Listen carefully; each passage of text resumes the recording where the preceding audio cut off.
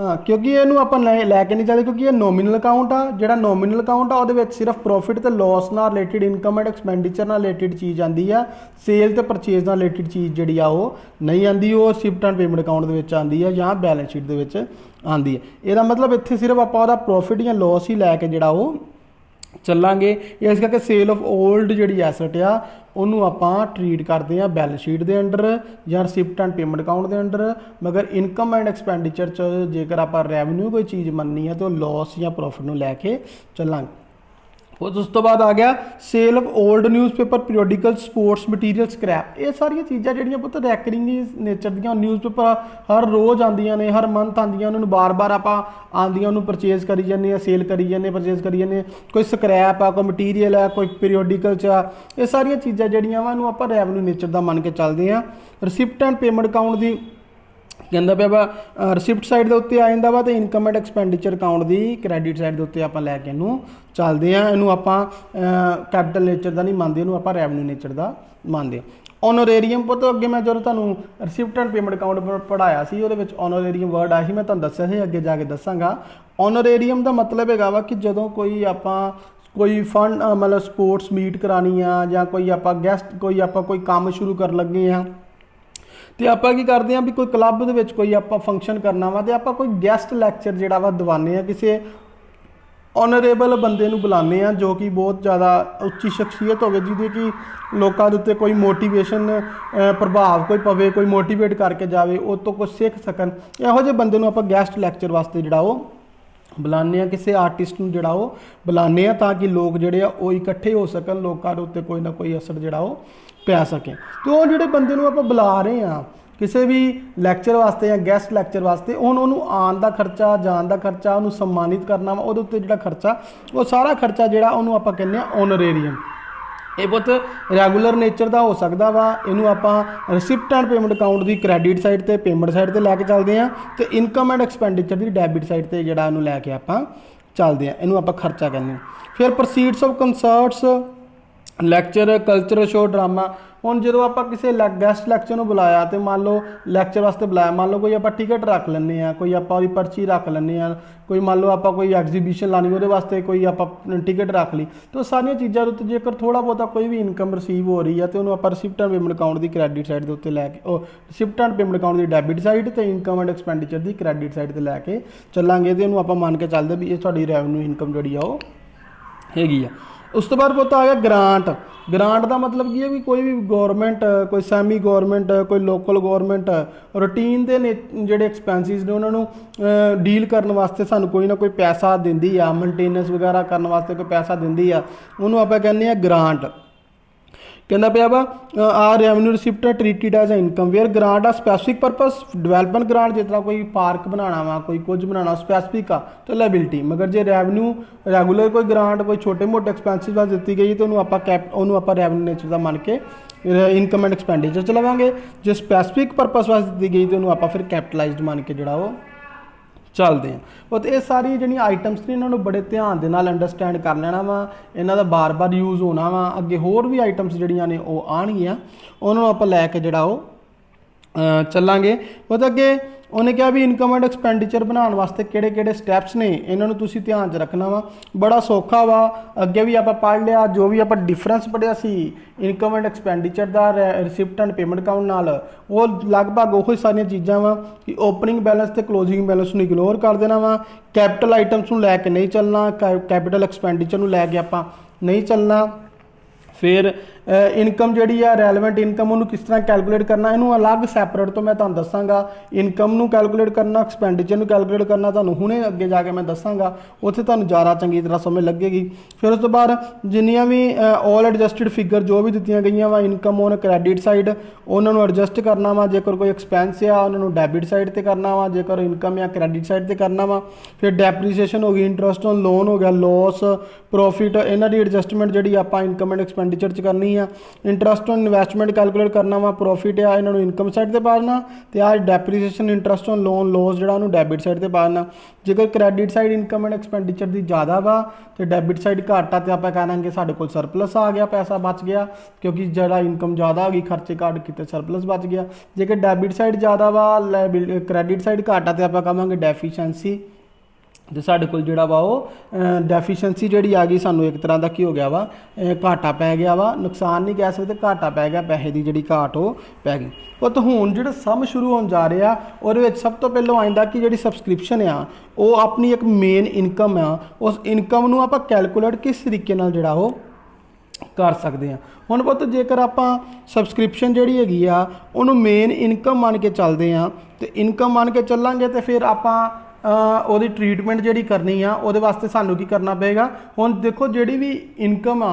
Outstanding income आ ਉਹ ਸਾਡੀ मैं ਤੁਹਾਨੂੰ ਅੱਗੇ ਇੱਕ ਵਾਰੀ ਦੱਸਦਾ कि ਐਸਟ ਆ। ਜੇਕਰ ਐਡਵਾਂਸ ਇਨਕਮ ਆ ਤਾਂ ਤੁਹਾਡੀ ਕੀ ਆ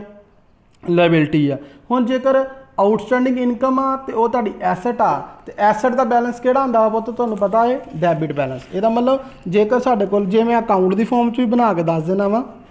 जेकर तुहाडे कोल सबसक्रिप्शन का तुसीं अकाउंट बनाना वा, तो जेकर तुहाडे कोल एसट आ, मान लो ओपनिंग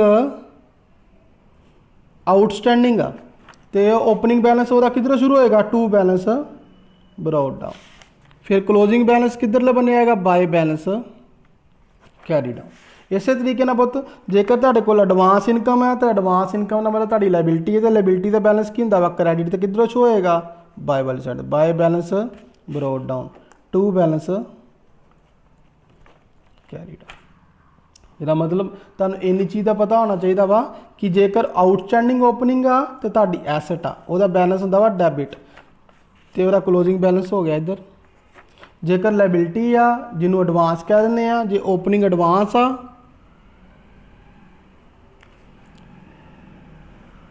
तो वह बैलेंस की होंगे वा क्रेडिट, इधरली साइड पर आएगा, तो वह क्लोजिंग बैलेंस किधर आएगा, इधरली साइड। हुण देखो उन्हें इस तरीके नाल कीता वा, opening subscription, closing, advance opening, advance closing. हुण जेकर आपां कोई भी सबसक्रिप्शन रिसीव करते हैं ड्यूरिंग द ईयर, हुण जे ड्यूरिंग द ईयर रिसीव किया तो इनकम इनकम क्रेडिट बैलेंस होंदा, इनकम जिहड़ी भी आपां सबसक्रिप्शन रिसीव करते हैं, जिहड़ी भी इनकम होंदी है बैलेंस की होंदा वा क्रेडिट। इसदा मतलब जेकर आपां कोई इनकम रिसीव की है तो आपां करांगे by bank, received during the year, की रिसीव किया आप इनकम। हुण पुੱਤ इन्हां तिन्नां दा टोटल कर दिए, जो भी बैलेंस बचेगा वो अपना जाएगा इनकम एंड एक्सपेंडिचर अकाउंट की क्रेडिट साइड ते, इनू आप कहांगे बैलेंसिंग फिगर। कि जे आप इनकम एंड एक्सपेंडिचर अकाउंट बनाइए तो यह चीज़ किधरले बन्ने आ जाएगी तुहाडी इस साइड के उत्ते, ये क्रेडिट साइड आ, डेबिट साइड आ, इनकम एंड एक्सपेंडिचर अकाउंट इत्थे आ जाएगा बाय सबसक्रिप्शन अकाउंट, तो इत्थे आ जाएगा to income and expenditure account. पुੱਤ ਇਹਨੂੰ चंगी तरह समझना, ये तो अकाउंट की फॉर्म हुण जेकर आप अकाउंट की फॉर्म च नहीं करना, आप इनू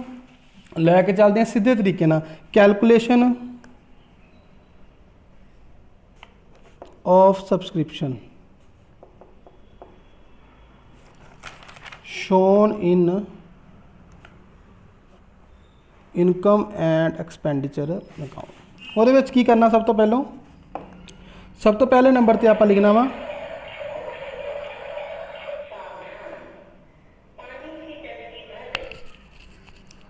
सबसक्रिप्शन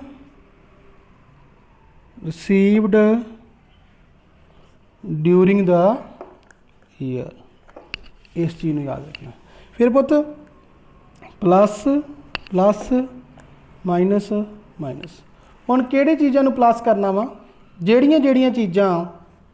तुसीं झटका जिहा हिसाब याद रखना, सबसक्रिप्शन जो भी दी गई आ, जिहड़ी सबसक्रिप्शन साल के एंड तक सानू अजे नहीं मिली, मिलन वाली पई आ, उहनूं आपां ऐड कर लांगे। इत्थे लिखांगे subscription outstanding end of the year, इनू आप कर लेना वा ऐड। पुੱਤ अगे जाके दसांगा तुहानूं किस तरह करना वा, ईयर का ध्यान रखना वा, अगे हुणे जाके हुणे दसदा वा। सबसक्रिप्शन तुसीं पहले परफॉर्मा याद कर लो, subscription outstanding end of the year. जे outstanding end of the year add की आ सबसक्रिप्शन, तो ओपनिंग नूं की कर देंगे फिर आप माइनस, तो इत्थे आ जाएगा subscription outstanding beginning of the year end आ गया बिगिनिंग आ गया ਇਹਦਾ मतलब जे end of the year add की तो ओपनिंग ਨੂੰ ਕੀ ਕਰਤਾ ਆਪਾਂ माइनस इसे तरीके ਨਾਲ subscription advance at the beginning of the year जेकर कोई भी सबसक्रिप्शन एडवांस हैगी आ ओपनिंग दे विच उहनूं ऐड कर लांगे तो इस तो उल्ट सबसक्रिप्शन एडवांस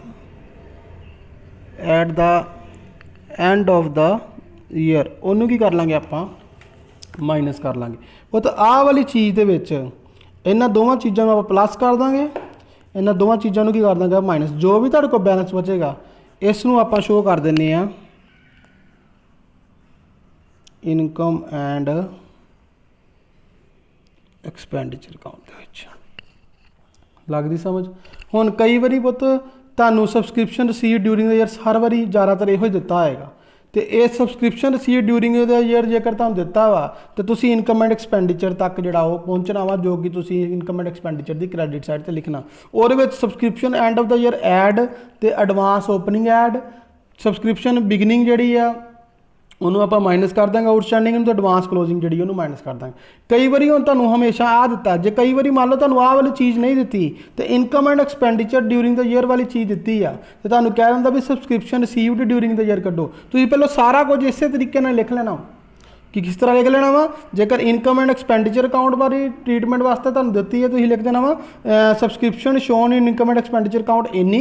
फिर उस तरीके प्लस प्लस इदा करके तुसीं लिख लेना and of the year advance beginning of the year advance closing सिर्फ तुसीं जिहड़े साइन ने उन्होंने चेंज कर देना क्योंकि जो आप उपरों थल्ले नूं आए हैं तो आह चीज़ां प्लस सी तो आह माइनस सी ਹੁਣ ਆਹ ਚੀਜ਼ ਕੱਢੀ ਮਗਰ ਜੇ ਆਹ ਚੀਜ਼ ਗਿਵਨ ਹੈਗੀ ਹੈ ਤੇ ਆਪਾਂ ਫਿਰ ਉੱਪਰ ਨੂੰ ਜਾਣਾ ਵਾ ਤੇ ਉਹਦੇ ਵਾਸਤੇ ਜਿਹੜੀਆਂ ਚੀਜ਼ਾਂ ਮਾਈਨਸ ਨੇ ਉਹਨਾਂ ਨੂੰ ਕੀ ਕਰ ਦਾਂਗੇ ਪਲੱਸ ਤੇ ਉਹਨਾਂ ਪਲੱਸ ਵਾਲੇ ਨੂੰ ਕੀ ਕਰ ਦਾਂਗੇ ਮਾਈਨਸ ਤੇ ਤਾਂ ਹੀ ਤੇ ਆਪਾਂ ਇੱਥੇ ਪਹੁੰਚਾਂਗੇ ਲੱਗਦੀ ਸਮਝ ਜਿਸ ਤਰ੍ਹਾਂ ਮੰਨ ਲਓ ਤੁਹਾਡੇ ਕੋਲ ਇੱਥੇ 10000 ਰੁਪਿਆ ਸਬਸਕ੍ਰਿਪਸ਼ਨ ਸੀ ਤੇ ਮੰਨ ਲਓ 5000 ਰੁਪਿਆ ਸਬਸਕ੍ਰਿਪਸ਼ਨ ਸੀ ਤੇ 2000 ਰੁਪਿਆ ਸਬਸਕ੍ਰਿਪਸ਼ਨ ਸੀ ਤੇ 15 ਤੋਂ 2 ਗਏ ਤੇ ਕਿੰਨਾ ਰਹਿ ਗਿਆ 13 ਇਹਦਾ ਮਤਲਬ ਇਨਕਮ ਐਂਡ ਐਕਸਪੈਂਡੀਚਰ ਅਕਾਊਂਟ ਕਿੰਨਾ ਸ਼ੋ ਕੀਤਾ ਆਪਾਂ 13 ਮੰਨ ਲਓ ਜੇ ਤੁਸੀਂ ਆਹ 10000 ਕੱਢਣਾ ਕੀ ਕਰੋਗੇ 13000 ਦੇ ਵਿੱਚ ਆਹ 2000 ਨੂੰ ਕੀ ਕਰ ਲੋਗੇ ਪਲੱਸ 15 ਹੋ ਗਿਆ ਤੇ 5 ਨੂੰ ਕੀ ਕਰ ਦੋਗੇ ਮਾਈਨਸ ਤੇ ਉਹਦੇ ਕੋਲ ਤੁਸੀਂ ਜਿਹੜਾ ਉਹ ਪਹੁੰਚ ਜਾਓਗੇ ਇਹਦਾ ਮਤਲਬ ਤੁਹਾਡੇ ਕੋਲ ਜਿਹੜੀ ਵੀ ਚੀਜ਼ ਗਿਵਨ ਹੈਗੀ ਆ ਤੁਸੀਂ ਉਹਦੇ ਮੁਤਾਬਿਕ ਚੱਲਣਾ ਜੇ ਰਿਸੀਵ ਡਿਊਰਿੰਗ ਦਾ ਈਅਰ ਗਿਵਨ ਹੈਗੀ ਤਾਂ ਇਨਕਮ ਐਂਡ ਐਕਸਪੈਂਡੀਚਰ 'ਚ ਕੀ ਸ਼ੋ ਕਰਨਾ ਉਹ ਕੱਢੋਗੇ ਤੇ ਜੇ ਇਨਕਮ ਐਂਡ ਐਕਸਪੈਂਡੀਚਰ ਵਾਲੇ ਦੇ ਦਿੱਤਾ ਗਿਆ ਵਾ ਤੇ ਜਿਹੜੀਆਂ ਚੀਜ਼ਾਂ ਮਾਈਨਸ ਦੇ ਵਿੱਚ ਆ ਉਹਨਾਂ ਨੂੰ ਪਲੱਸ ਕਰ ਦੇਣਾ ਜਿਹੜੀਆਂ ਪਲੱਸ 'ਚ ਆ ਉਹ ਮਾਈਨਸ ਕਰਦੇ ਆ ਤੁਹਾਡੇ ਕੋਲ ਉਹ ਚੀਜ਼ ਜਿਹੜੀ ਆ ਉਹ ਨਿਕਲ ਆਏਗੀ ਤੇ ਬਹੁਤ ਇਹਨੂੰ ਤੁਸੀਂ ਚੰਗੀ ਤਰ੍ਹਾਂ ਪੜ੍ਹ ਲੈਣਾ ਵਾ ਇਹਨੂੰ ਚੰਗੀ ਤਰ੍ਹਾਂ ਤੁਸੀਂ ਧਿਆਨ 'ਚ ਰੱਖਣਾ ਵਾ ਹੁਣ ਮੈਂ ਤੁਹਾਨੂੰ ਮੰਨ ਲਓ ਕਿ ਕੋਈ ਸਵਾਲ ਜਿਹੜਾ ਵਾ ਸਬਸਕ੍ਰਿਪਸ਼ਨ ਵਾਲਾ ਉਹਦੇ ਬਾਰੇ ਥੋੜ੍ਹਾ ਬਹੁਤਾ ਦੱਸ ਦੇਣਾ ਵਾ ਤੁਹਾਨੂੰ ਪਤਾ ਲੱਗ ਜਾਏਗਾ ਵੇਖੋ ਸਮ ਕੀ ਹੈ ਜਿਸ ਤਰ੍ਹਾਂ ਉਹ ਕਹਿੰਦਾ subscription received during the year ਹੁਣ ਰਿਸੀਵਡ ਡਿਊਰਿੰਗ ਦ ਈਅਰ ਦਿੱਤੀ ਹੈ ਠੀਕ ਹੈ 10400 ਹੁਣ ਨਾਲ ਲਿਖਿਆ ਵਾ subscription and outstanding beginning received at the advance at the and received advance at the beginning ਇੱਥੇ ਸਾਰਾ ਕੁਝ ਸ਼ੋਅ ਕੀਤਾ ਉਹਨੇ ਲਿਖ ਹੀ ਦਿੱਤਾ ਕਈ ਵਾਰੀ ਪੁੱਤ ਉਹਨੇ ਈਅਰ ਦਿੱਤੇ ਹੁੰਦੇ ਹੁਣ ਈਅਰਸ ਦਿੱਤੇ ਹੋਣ ਨਾ ਫਿਰ ਉਹ 'ਚ ਭੁਲੇਖਾ ਪੈਂਦਾ ਉਹ ਮੈਂ ਤੁਹਾਨੂੰ ਉਦੋਂ ਸਮਝਾਵਾਂਗਾ ਜਦੋਂ ਕੋਈ ਸਮ ਆਏਗਾ ਪਹਿਲਾਂ ਆਹ ਸਮਝ ਲਓ ਰਿਸੀਵਡ ਡਿਊਰਿੰਗ ਦਾ ਈਅਰ 10400 ਆ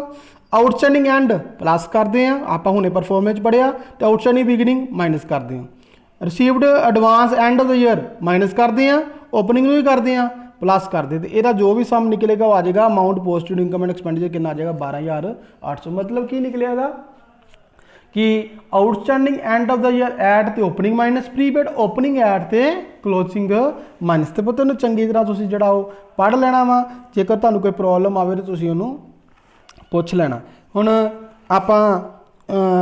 ਜਿਹੜਾ ਵਾ ਇੱਥੋਂ ਤੱਕ ਹੀ ਪੜ੍ਹਦੇ ਆ ਤੁਸੀਂ ਪਹਿਲਾਂ ਇੱਥੋਂ ਤੱਕ ਸਬਸਕ੍ਰਿਪਸ਼ਨ ਦਾ ਮੀਨਿੰਗ ਆਈਟਮਸ ਜਿਹੜੀਆਂ ਇਹਨਾਂ ਨੂੰ ਚੰਗੀ ਤਰ੍ਹਾਂ ਪੜ੍ਹੋ ਜਿਹੜੀ ਸਬਸਕ੍ਰਿਪਸ਼ਨ ਦੀ ਟ੍ਰੀਟਮੈਂਟ ਤੁਹਾਨੂੰ ਮੈਂ ਦੱਸੀ ਆ ਪਰਫੋਰਮਾ ਉਹਨੂੰ ਅੰਡਰਸਟੈਂਡ ਕਰੋ ਅਗਲੇ ਲੈਕਚਰ ਦੇ ਵਿੱਚ ਫਿਰ ਬਹੁਤ ਆਪਾਂ ਸਵਾਲ ਜਿਹੜੇ ਨੇ ਉਹਨਾਂ ਨੂੰ ਜ਼ਿਆਦਾ ਤੋਂ ਜ਼ਿਆਦਾ ਕਰਨੇ ਸ਼ੁਰੂ ਕਰਾਂਗੇ ਤੇ ਵੱਧ ਤੋਂ ਵੱਧ ਜਲਦੀ ਜਿੰਨੇ ਸਵਾਲ ਹੋ ਸਕਦੇ ਨੇ ਆਪਾਂ ਉਹਨਾਂ ਨੂੰ ਕਰੀਏ ਕਿਉਂਕਿ ਚੈਪਟਰ ਅਜੇ ਵੀ ਬਹੁਤ ਜ਼ਿਆਦਾ ਲੰਬਾ ਪਿਆ ਵਾ ਤੇ ਉਹਨਾਂ ਚਿਰ ਤੱਕ ਤੁਸੀਂ ਇਹਨੂੰ ਰਿਵਾਈਜ਼ ਕਰੋ ਪੜ੍ਹੋ ਸਮਝੋ ਨਹੀਂ ਸਮਝ ਲੱਗਦੀ ਤਾਂ ਪੁੱਛਣਾ ਉਹਨਾਂ ਦਾ ਵਾਹਿਗੁਰੂ ਜੀ ਕਾ ਖਾਲਸਾ ਵਾਹਿਗੁਰੂ ਜੀ ਕੀ ਫਤਿਹ।